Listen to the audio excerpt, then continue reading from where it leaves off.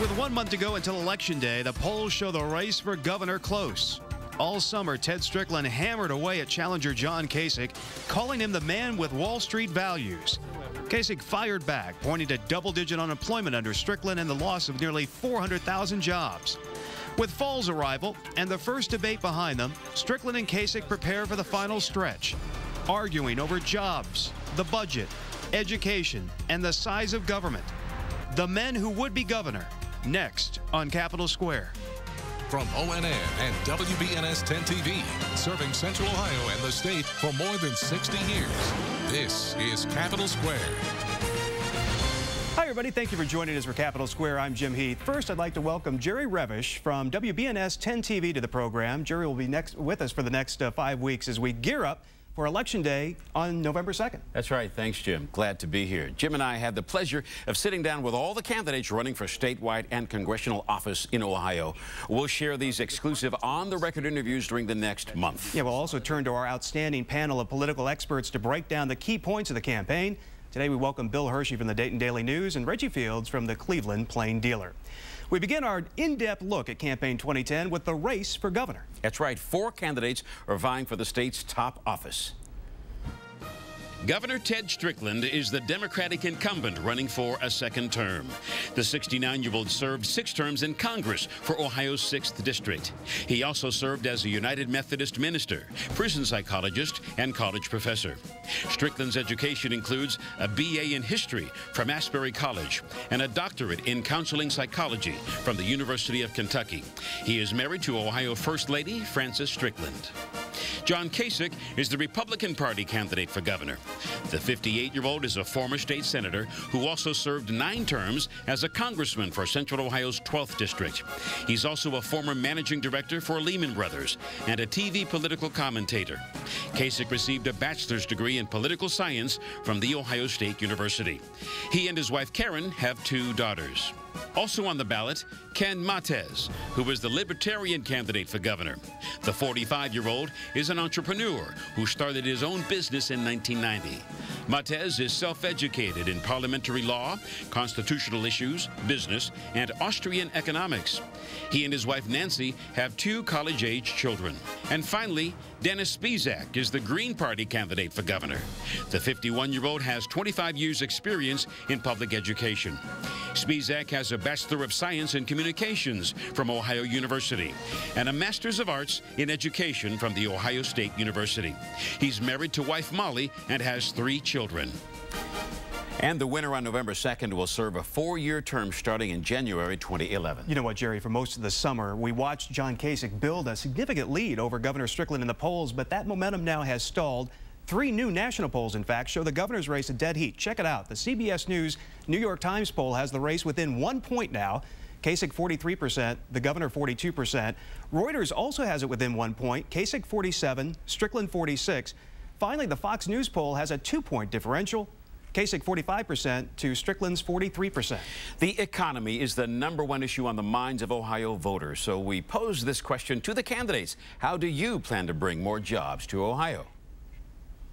By educating our young people, a high-quality K-12 education, an affordable, accessible college education, by investing in those sectors of Ohio's economy where the new jobs, the jobs of the future, will be created. And what are those? Certainly energy, by investing in wind and solar power, by investing in logistics and distribution because of our wonderful location here in Ohio, by investing in the biomedical field because that's a huge growth area in Ohio, by making sure that we're preparing our young people for the jobs of the future, and by making Ohio competitive. We now have the most competitive business tax structure in the Midwest and one of the most competitive in the entire nation.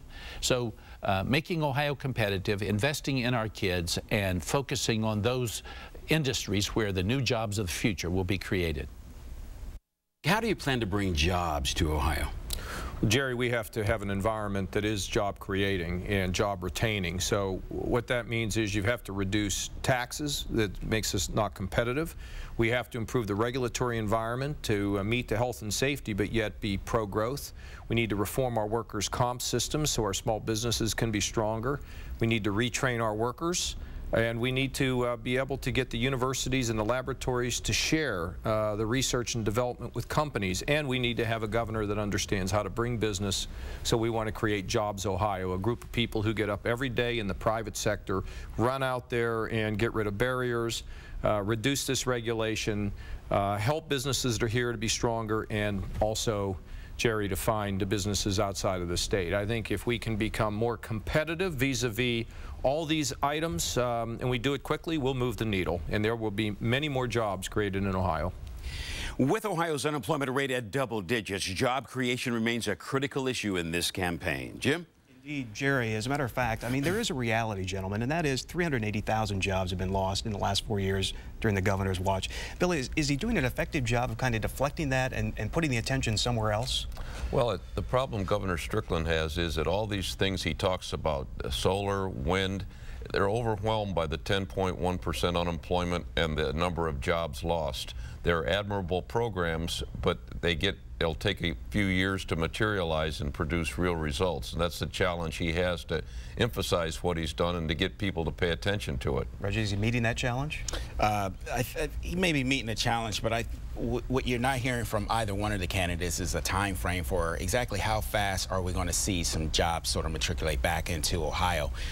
This is something that's going to probably be a long-term process. It's going to be well into either Strickland's second term or into Kasich's first term, and neither one of these gentlemen can really tell you how quickly are they going to be able to get jobs back to Ohio. Reggie, are you surprised in this particular environment with double-digit unemployment, as Bill mentioned, that the governor is running even in the polls? I mean, typically incumbents have a very difficult time in this type of economy. No, I'm not surprised, because a lot of these polls also will also tell you that the voters are not necessarily holding Strickland accountable for the economy and the problems, the recession and such that we're seeing. So they understand that what's going on is maybe a problem that's bigger than Ohio itself.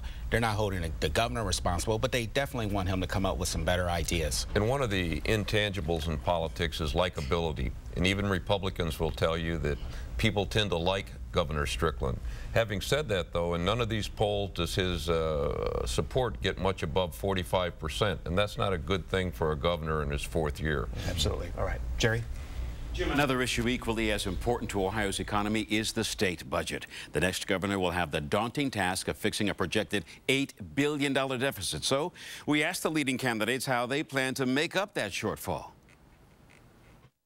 Jerry, I've written 13 budgets in my lifetime, and I was the chairman of the House Budget Committee and the chief architect of the '97 budget agreement. And through that agreement, we were able to go from significant deficits of a 10-year projected $3 trillion shortfall to a $5 trillion surplus, and we paid down $0.5 trillion of the national debt and cut taxes on risk-taking and investment.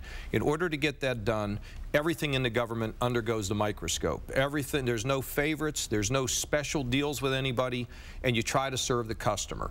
If the program doesn't work, you get rid of it. If you can move it out of the government and have it more effectively run outside the government, you do that.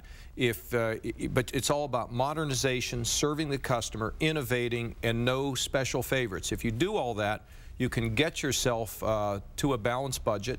You can have the kind of economic growth that we want in this state, because the key is jobs. The more jobs you have, the more revenue, and a rising tide lifts all boats.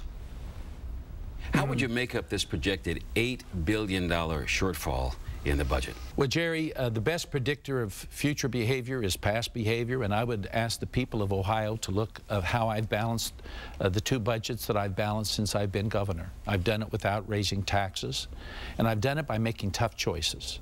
I've cut where I could cut while continuing to provide essential services to our people. I have looked for efficiencies. For example, we've saved about $800 million in Medicaid just by asking third-party payers to meet their responsibility. So we make tough choices. We cut where we can. We find efficiencies where we can. And I'm going to continue to ask my federal friends, our senators and our congressmen, to help us out going forward. We are still in this recession. We're not out of it yet. When our economy gets back to full growth, we won't need federal help. But in the meantime, I'm going to ask for additional federal assistance. Neither Strickland or Kasich offered specific budget plans. That has been a major sticking point for reporters, Jim. Yeah, indeed it has, Jerry. Reggie, I mean, I'm scoring this 0-0 if you listen carefully to those answers. I mean, we have a potential $8 billion problem. These candidates are basically talking, we'll worry about it in the future. Can they get away with that before Election Day? Well, if they both do it, if they keep doing it, no one's really sticking their neck out there and really answering this question, then I guess they would be. I mean, it's sort of, as you say, 0-0, so the voters are going to have to decide for themselves. What they're talking about is sort of their experience. They're talking about their resumes, what they've done in the past, how they can address, these things going forward. Saying I have the experience to do it. But you're correct. They're not answering the question itself. And I think most of us who are following this race are clear that if this is really going to be an $8 billion problem, they're going to have to either raise taxes or do even more severe cuts. And no one wants to say that right before the election. Right. An overwhelming percentage of the budget goes to K-12 education, Medicaid. Neither one of them talks about how they would deal with this, because those two programs would have to be drastically cut in any effort to balance an $8 billion budget hole. So we don't get any specifics from them other than Governor Strickland saying, please give us more money, Uncle Sam. Right, and John Kasich saying, I won't raise taxes. Yeah. So in his case, if you take taxes or tax increase off the table, again, we're looking at probably, and we'll go ahead and go there, because K-12, I mean, the education really is all that's left, right? It was let off the hook this last budget cycle. So the education community, theoretically, could be on a little bit of edge here. They don't want to say too much because they don't want to, they're not sure which candidate, well, they probably think Kasich would be worse for them. But they don't want to bash him, because if he wins, they want to do as well as they can.